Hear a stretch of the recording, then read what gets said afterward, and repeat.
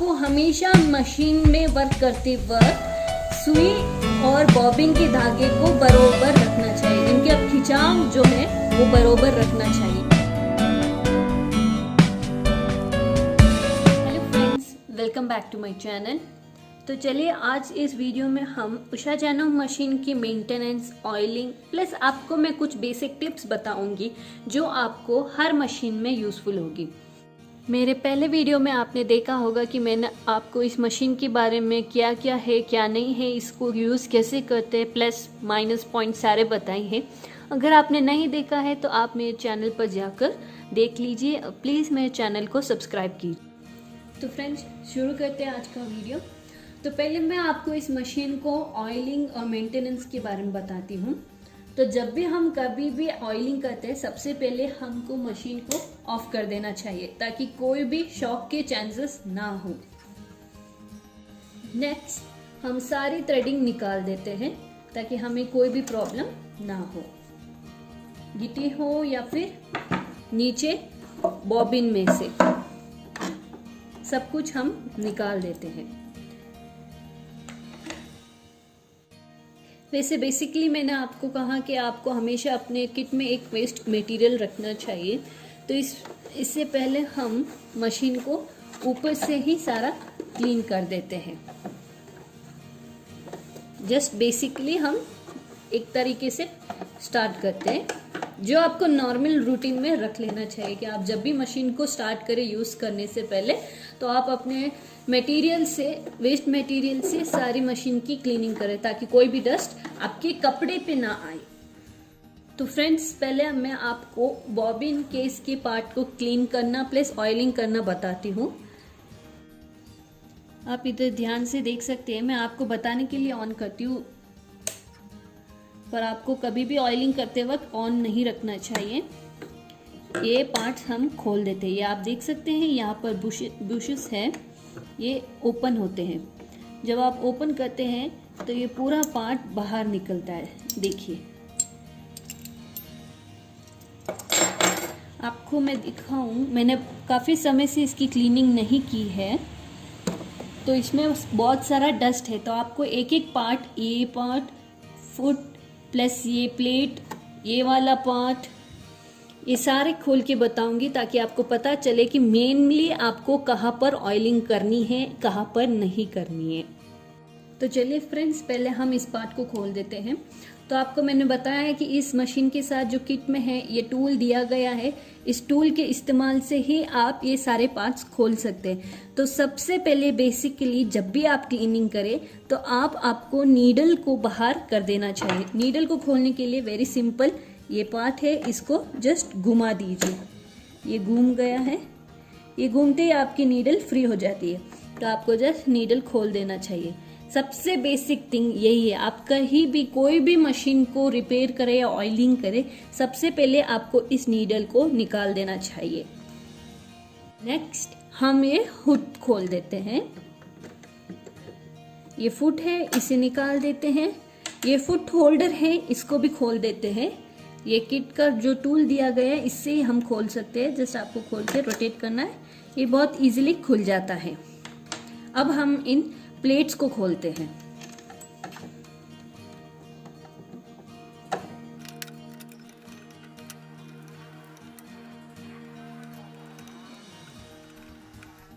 Friends आप ध्यान रखिए कि आप ये छोटे छोटे टूल्स के पीस भी आप अपने एक सेफ प्लेस में रखिए क्योंकि अगर एक भी डिस्प्लेस हो गया है तो आपकी मशीन फिटिंग में बहुत प्रॉब्लम होगी। तो हमने ये प्लेट खोल दी है, ये देखिए। आप देखेंगे इसमें कितना सारा डस्ट ऑलरेडी है क्योंकि मैंने लॉन्ग टाइम से इसे क्लीन नहीं किया, ना ही ऑयलिंग दी है। तो आज आपको बताते हुए भी मेरी मशीन को भी ऑयलिंग हो जाएगी। आप अपने साथ एक नॉर्मल ब्रश रखिए। तो बेसिकली पहले आप ऐसे ऊपरली क्लीनिंग कर लीजिए ताकि आपकी जो भी ये डस्ट है, डस्ट और कुछ नहीं है, ये सारे हमारे मटेरियल्स के ही पार्ट होते हैं। तो अब हम पहले इन बुशेस को खोल देते हैं। ये ऊपर नीचे भी होते हैं और आगे पीछे भी होते हैं। तो पहले हम इसको खोल देते हैं ताकि इसको भी डिटेल अच्छी तरीके से क्लीन कर सकते हैं क्योंकि इसके नीचे भी काफ़ी देखिए डस्ट आ चुका है। तो हम इसको भी खोल देते हैं। देखिए अब मैंने इन बुशेस को खोल दिया है। एक टिप मैं आपको यहाँ पर ज़रूर देना चाहूँगी कि अगर आपको याद ना रहे कि कौन सा पार्ट कहाँ पर एग्जैक्टली फिक्स था या कौन सा नट कहाँ पे फिक्स था, तो आप कोई भी पार्ट खोलें उससे पहले आप उस पार्ट की पिक ले लीजिए, ताकि जब फिटिंग करते वक्त अगर आपको कोई भी प्रॉब्लम हो या आप भूल जाए कि कौन सा पार्ट कहाँ पर फिट हुआ है, तो आप पिक की वजह से आप इजीली याद रखेंगे कि हाँ यहाँ पर ये पार्ट था, इसमें ब्लैक स्क्रूज थे, याद नहीं थे, ये सारा आपको हेल्प होगा। तो अब देखिए यहाँ पर इतना सारा डस्ट है, हम ये सारा पहले क्लीन कर देते हैं।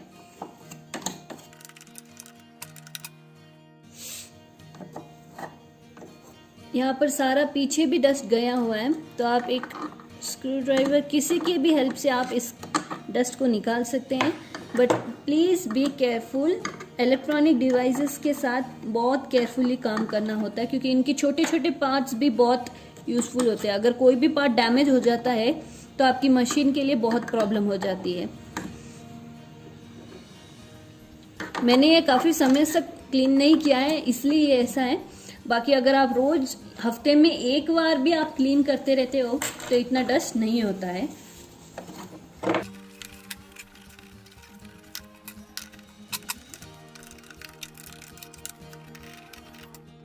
ऑयलिंग की कमी के कारण ही आपकी मशीन में रफनेस आ जाएगी, प्लस वर्किंग के वक्त इसमें साउंड की प्रॉब्लम आने लगेगी, आपको इरिटेशन वाली साउंड आने लगेगी, क्योंकि जब कोई भी पार्ट में ऑयल नहीं होता है तो उसकी रोटेशन में एक तरीके से तकलीफ आती है। तो अगर उसको स्मूथली रन करने चाहिए, अगर उसको स्मूथली रन करना है तो उसे ऑयल चाहिए। जैसे ह्यूमन बॉडी के लिए खाना ज़रूरी है, वैसे मशीन पार्ट्स के लिए ऑयलिंग और ग्रीसिंग बहुत ज़रूरी है। तो मशीन में ज़रूरी है ऑयलिंग करना। तो आप सबसे पहले सारे पार्ट्स अच्छे से कपड़े से क्लीन कर दीजिए, ताकि जो भी डस्ट मटेरियल है वो सारा निकल जाए।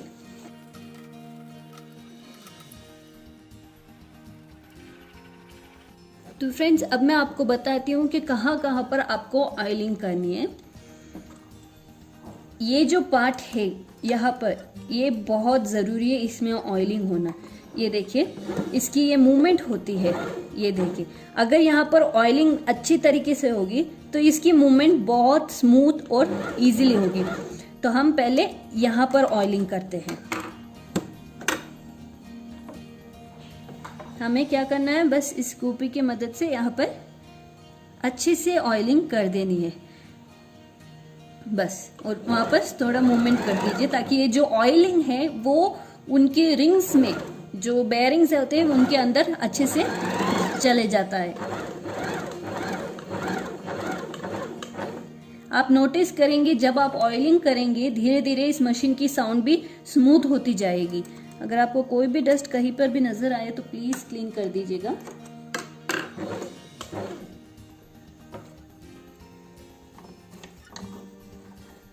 ओके, अब ये पार्ट हमने ऑयल कर दिया है। अब हम क्या करते हैं, ये जो पार्ट है इसकी मूवमेंट यहाँ पर होती है, यहाँ पर। तो पहले हम इस पार्ट पर भी ऑयलिंग कर देते हैं। यहाँ पर जस्ट 2-3 ड्रॉप आप डाल दीजिए, वो ऑटोमेटिकली सर्कुलर मोशन में चला जाएगा।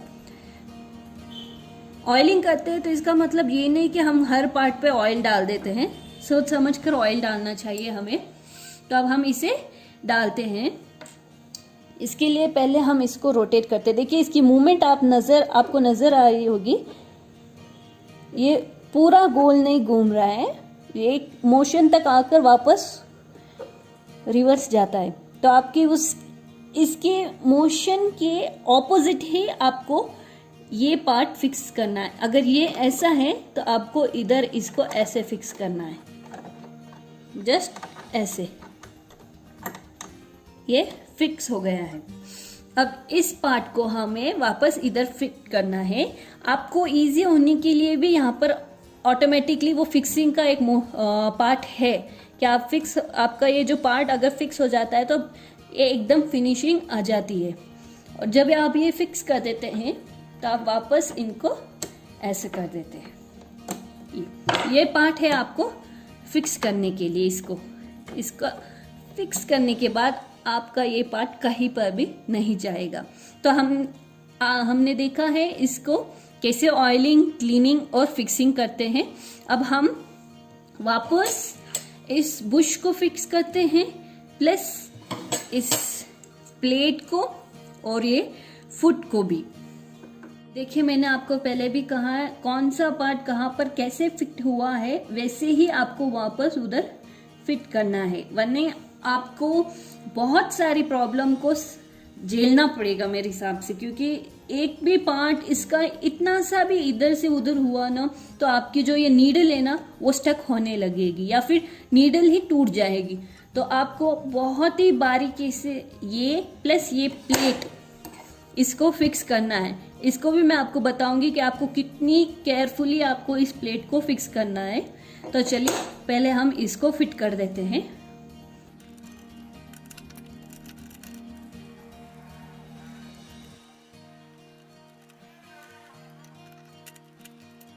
तो फ्रेंड्स मैंने ये बुश फिट कर दिया है।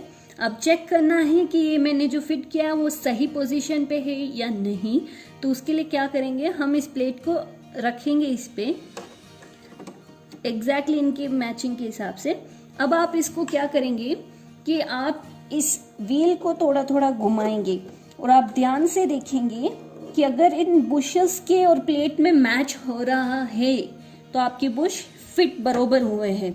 लेकिन अगर आपके बुश थोड़े भी इस तरफ या उस तरफ है तो आपको तुरंत ही बुशेस को लूज करके पोजीशन को थोड़ा बहुत आगे ऊपर या नीचे जो भी प्रॉब्लम है उसके हिसाब से फिट कर देना चाहिए।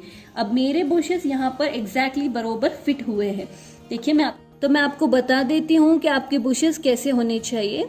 जब आपके बुश इसके नीचे आते हैं तो ये ना तो इस तरफ चिपके हुए रहना चाहिए ना ही इस तरफ, ये बरोबर इनके बीच में होना चाहिए। और जब ये बुशेस ऊपर नीचे या फिर आगे रोटेट होते हैं तो आपको ध्यान देना है कि ये कहीं भी कोई भी पार्ट पर टच ना करे। आप अगर देखेंगे तो ये जो नीडल वाला होल है यहाँ पर कुछ डैमेजेस दिख रहे हैं आपको, ये देखिए ये डैमेजेस इसी के कारण है क्योंकि मेरी प्लेटिंग प्लस ये बुशेस दोनों बरोबर फिट नहीं हुए थे तो मेरी नीडल भी टूटी प्लस ये पार्ट्स भी डैमेज हुए। तो आपको बहुत ही ध्यान से देखना होगा कि आप जब ये बुश और ये प्लेट फिट करते हैं तो देखना चाहिए कि नीडल, बुश और ये प्लेट तीनों एक दूसरे से मेल खा रही हो तो आपकी मशीन वापस परफेक्टली वर्क करेगी। तो चलिए अब मैं इस प्लेट को भी फिक्स कर देती हूँ। इसको भी ध्यान में रखते हुए फिक्स करते हैं ताकि आपको नीडल में या इसमें कोई भी प्रॉब्लम ना हो। तो आप क्या करें, पहले इस नीडल को ही आप इसमें वापस फिक्स कर देते हैं। तो आपको मैं ये नीडल भी फिक्स करना बता देती हूँ। आप देखेंगे, ये देखिए ये नीडल में आपको एक पोजीशन फ्लैट है, बाकी की सारी पोजीशन सर्कुलर है, ये देखिए। तो जो ये फ्लैट वाली पोजीशन है आपको यहाँ पर भी इस तरफ वाले पोजीशन में भी फ्लैट पोजीशन दिया गया है। तो आपको फ्लैट से ही फ्लैट को मैच करके इसके अंदर डालना है। जस्ट आपको क्या करना है, पहले तो आप इसको ऊपर कर दीजिए, ठीक है। अब आपको इस नीडल को ये फ्लैट जो पोजीशन है वो इस तरफ रखना है। आपको पता चल जाएगा जब आप डालेंगे तब भी आपको पता चल जाएगा कि ये फ्लैट जो पोजीशन है उसको आप इस मशीन के फ्लैट वाले हिस्से में ही फिक्स करें।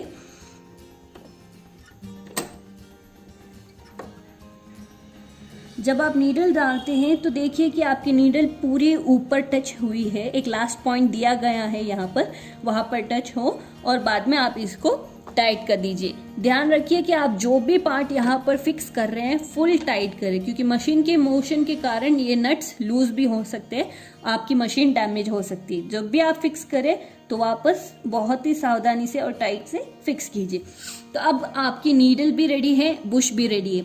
तो जब आप ये प्लेट डालेंगी तो आपको पता चलेगा कि आपकी नीडल एग्जैक्टली मिडल में है या ऊपर नीचे है।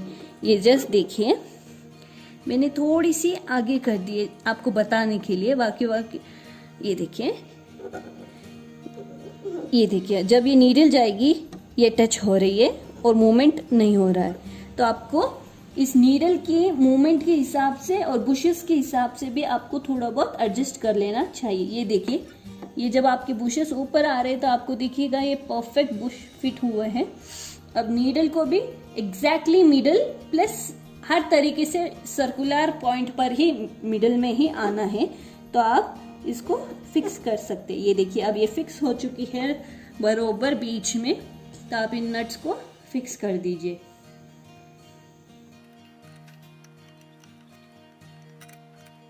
तो फ्रेंड्स हमने ये पार्ट क्लीन भी कर दिया है, प्लस इसके बारे में कुछ टिप्स भी ले लिए हैं, नीट ऑयलिंग सब कुछ हो गया है। तो अब चलिए अब हम इस पार्ट को क्लोज कर देते हैं और वापस इस प्लेट को फिट कर देते हैं।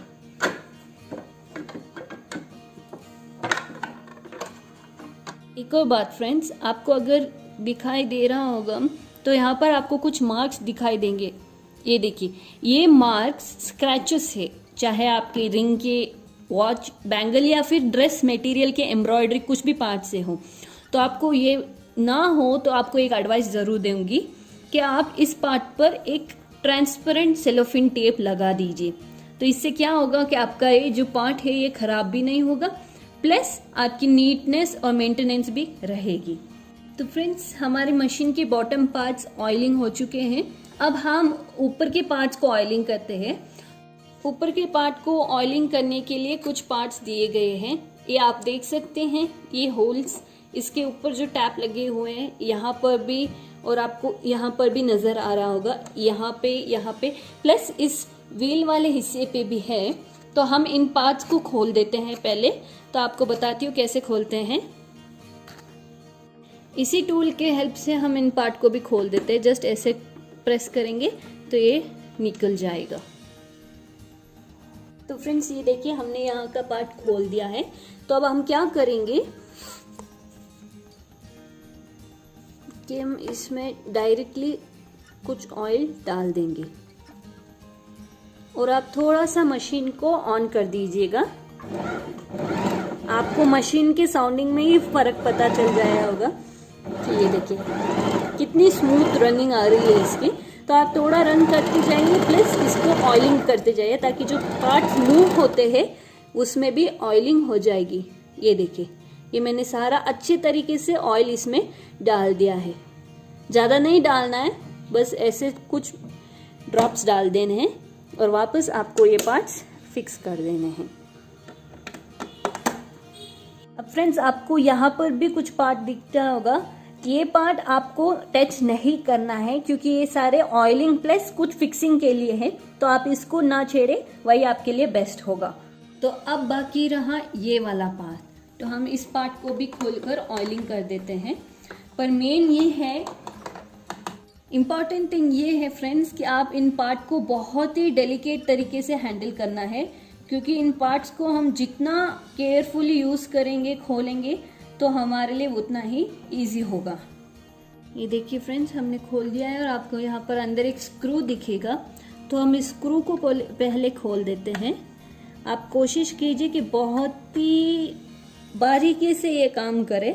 अगर आपसे ना हो तो मैं आपको यही एडवाइस दूंगी कि आप किसी मैकेनिक जो मतलब मशीन को रिपेयर करता है उन्हीं के पास जाइए और अपनी ऑयलिंग भी करवा लीजिए। बाकी अगर आपको कॉन्फिडेंट है कि आप हाँ कर सकते हैं तो प्लीज़ ज़रूर कीजिएगा। तो ये स्क्रू हमने खोल दिया है। ये देखिए हमने इसको खोल दिया है। अब देखिए ये जो सारा पार्ट है, हम इसको डिटेल भी खोल भी सकते हैं और ऑयलिंग भी कर सकते हैं, पर इसकी हमें ज़रूरत नहीं है। मैंने इस मशीन को कम्प्लीटली खोल के ऑयलिंग सिर्फ एक बार की है, वो भी 2 महीने पहले। तो जस्ट इमेजिन, मैंने ये मॉडल 2015 में लिया है। 7 साल से मैंने इस मशीन को कम्प्लीटली ओपन नहीं किया है। सिर्फ 2 महीने पहले खोल के सारे पार्ट्स, ये जो प्लास्टिक के पार्ट्स है उससे साफ करके ऑयलिंग की है। बाकी इसको कोई भी ज़रूरत नहीं पड़ती अगर आप रेगुलरली ऑयलिंग प्लस मेंटेनेंस रखते हैं तो। अब हम क्या करते हैं, पहले जो जहाँ पर भी आपको डस्ट दिखता है वहाँ पर हम क्लीन कर देते हैं। ध्यान रखिएगा कि आपकी ये जो एलईडी लाइट है आप इसको हार्म ना करें।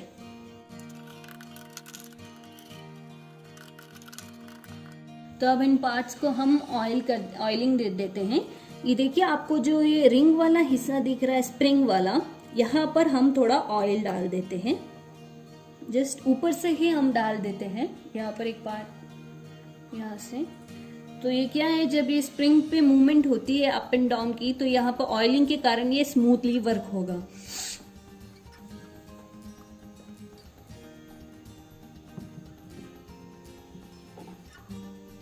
ये मैं आपको बता देती हूँ सामने से ये कैसे दिखती है, ताकि आपको कोई भी प्रॉब्लम ना हो इनको फिक्स करते वक्त। ये देखिए,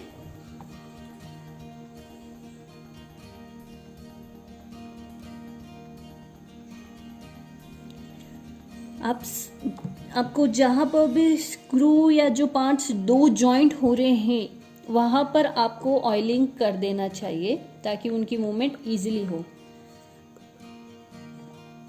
मेक श्योर कि आप ज़्यादा ऑयल ना दें, जितना रिक्वायर्ड है उतना ही डालें। अगर आप रेगुलरली ऑयलिंग करते हैं तो प्लीज़ मैं आपको यही एडवाइस दूंगी कि आप 4 या 5 ड्रॉप से ज़्यादा ऑयलिंग ना करें। और अगर आप मंथली वंस कर रहे हैं तो ऑफकोर्स आपको अच्छी तरीके से ऑयलिंग देनी है। और आप थोड़ा सा ऑयल करने के बाद थोड़ा मूवमेंट कर दीजिए, ताकि ये सारा ऑयल पार्ट्स के अंदर जा सके। आप देखेंगे साउंड में कितना डिफरेंस आया है। ये सारा ऑयलिंग के कारण ही है।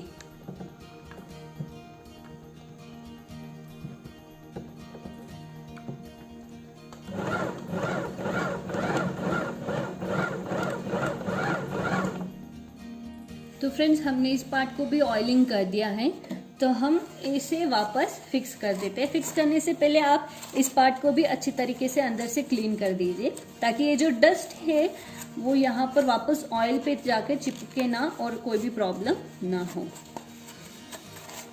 चलिए हम इसको फिक्स कर देते हैं।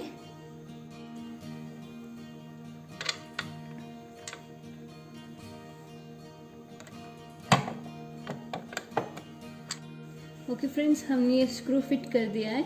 आप ध्यान रखें कि इसको सिर्फ टच तक ही टाइट करना है, इसको ज़्यादा टाइट नहीं करना है, वरना आपका ये जो पार्ट है वो फुल लूज हो जाएगा। और हम इसे वापस बंद कर देते हैं। तो फ्रेंड्स, ये थी हमारी इस मशीन की बेसिक ऑयलिंग। आई होप आपको सारी चीज़ें समझ में आई हैं। और अगर नहीं समझ में आई है या फिर आपको कोई भी प्रॉब्लम है ऑयलिंग करते वक्त या वापस फिक्स करते वक्त, तो आप मुझे कमेंट करके पूछ सकते हैं, मैं आपको ज़रूर हेल्प करूँगी। हम वापस इस मशीन को अच्छे से क्लीन कर देते हैं।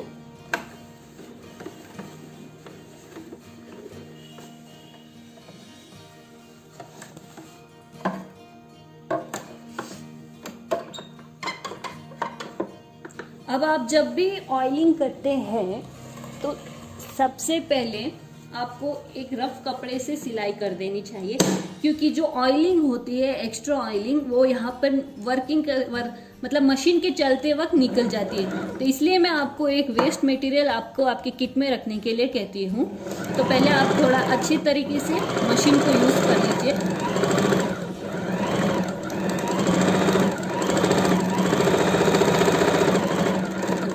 तो हमारा सारा जो ऑयल है, ये देखिए आपको दिखता होगा, ये जो पार्ट्स में ऑयल थे ये सारा निकल गया है। तो अब हम सारे पार्ट्स को अच्छे से क्लीन कर देते हैं। ओके फ्रेंड्स, तो अब हमने ऑयलिंग कर दी है, तो अब आपको इसकी बेस्ट मेंटेनेंस की कुछ टिप्स बताऊंगी आपको। जब भी आप मशीन यूज करके अपना काम पूरा करते हैं, आप ऑफ करने से पहले 3 चीज ध्यान रखिए। पहले आपको अपनी नीडल को बाहर करना है, आपको इस नीडल को बाहर लाना है। प्लस आपके जो ये 2 व्हील्स हैं, इसको आप चाहे कोई भी ऑप्शन यूज कर रहे हो, मशीन को ऑफ करते वक्त A और 4 पर वापस लाना है। ये बेसिक रोटेशन स्टार्ट होती है, यहाँ से A और 4 से स्टार्ट होती। तो हम जहां पर भी शुरू करते हैं, खत्म करते वक्त हमें यहाँ पर वापस आके खत्म करना है। उसके बाद ही आपको मशीन को यहाँ से ऑफ कर देना है। ये हो गई हमारी मशीन ऑफ। तो फ्रेंड्स, ये कुछ छोटे मोटे थिंग्स है जो आपको बहुत ही बारीकी से ध्यान रखना है, ताकि आपकी ये जो मशीन है आपको बहुत ही यूजफुल रहे। तो फ्रेंड्स, मैं अब आपको कुछ बेसिक स्टिचिंग के टिप्स बताऊंगी। कि अगर आप स्टिचिंग करते वक्त आपके नीचे वाले धागे में कोई भी प्रॉब्लम हो, मतलब लूज आए या बहुत सारा धागा एक इकट्ठा हो जाए, तो उसका कारण है आपके नीडल वाले थ्रेड लूज होने का। यानी अगर आपका ये ऊपर वाला थ्रेड होगा, गिट्टी वाला जो थ्रेड होगा, अगर वो लूज होगा तो आपके नीचे वाली थ्रेडिंग लूज आएगी। और अगर आपके बॉबिन वाला धागा लूज होगा तो आपके ऊपर वाला धागा लूज आएगा। ऊपर वाला खराब होगा तो नीचे धागा सही नहीं आएगा, और अगर नीचे वाला धागा सही नहीं होगा तो आपको ऊपर धागा सही नहीं आएगा। प्लस अगर आपको कोई भी प्रॉब्लम होती है, बार बार धागा टूटता है, तो उसका बेसिक मेन एक ही रीजन है आपकी नीडल। या तो ये फिक्स बरोबर नहीं हुई है, या आपकी जो ये चुपनेस होती है, ये शार्पनेस होती है, वो नहीं है। यानी आपकी अगर नीडल आपकी अगर ये नीडल डैमेज्ड है तो आपके धागे बार बार टूटते रहेंगे। तो आप पहले आपको ये नीडल को चेक करना है। अगर आपकी थ्रेडिंग सही नहीं आ रही है या बार बार आपके धागे टूट रहे हैं तो आपको नीडल को पहले चेक कर लेना चाहिए। आपको हमेशा मशीन में वर्क करते वक्त सुई और बॉबिन के धागे को बरोबर रखना चाहिए, इनका खिंचाव जो है वो बरोबर रखना चाहिए। फ्रेंड्स, हमेशा याद रखिए कि आपको आपकी जो गिट्टी की थ्रेडिंग है प्लस बॉबिन की थ्रेडिंग है वो इक्वली रखना चाहिए। मतलब जितनी इसकी स्टिफिंग है, यानी जितनी इसकी खिंचाव है, उतना ही बॉबिन के थ्रेड की खिंचाव होनी चाहिए। तो ये है कुछ बेसिक थिंग्स जो आपको सिलाई करते वक्त हमेशा याद रखना चाहिए। तो आज का वीडियो यहीं पे था कि इसको कैसे ऑयलिंग करते हैं, इसकी मेंटेनेंस कैसे करते हैं, प्लस कुछ बेसिक टिप्स जो आपको सिलाई करते वक्त ध्यान में रखना चाहिए। आई होप ये वीडियो आपको यूजफुल लगे। तो प्लीज़ मेरे वीडियोस को लाइक कीजिए, शेयर कीजिए, और अगर आपको कोई भी क्वेश्चन हो तो प्लीज़ कमेंट करके बताइए। और अगर आपने मेरे चैनल को सब्सक्राइब नहीं किया है तो प्लीज़ सब्सक्राइब इट, और प्लीज़ प्लीज़ प्लीज़ मेरे वीडियोस को ज़्यादा से ज़्यादा शेयर कीजिए। Thank you.